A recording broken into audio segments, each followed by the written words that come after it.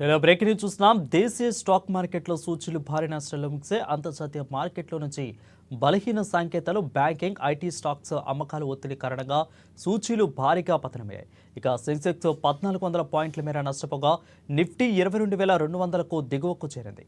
ఇక small cap, mid cap షేర్లలో అమ్మకాలు వెలువెత్తాయి.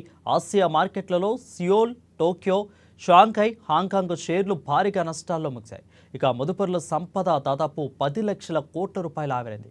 బీఎస్సీలో నమోదిత కంపెనీల మొత్తం విలువ 386 లక్షల కోట్ల రూపాయలకు చేరుకుంది.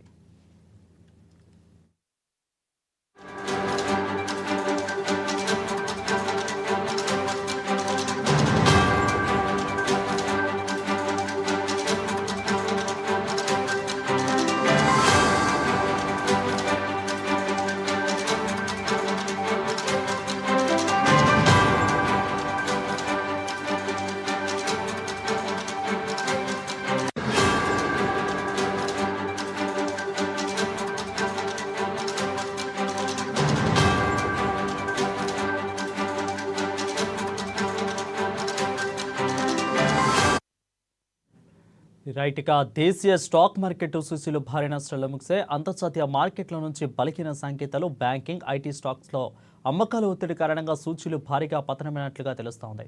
ఇక సెన్సెక్స్ 1400 పాయింట్ల మేర నష్టపోగా నిఫ్టీ 22,200కు దిగువకు చేరుకుంది.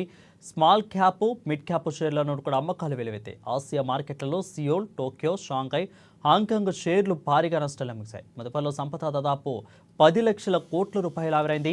బీఎస్సీలో నమోదిత కంపెనీల మొత్తం విలువ 384 లక్షల కోట్ల రూపాయలకు చేరుకుంది.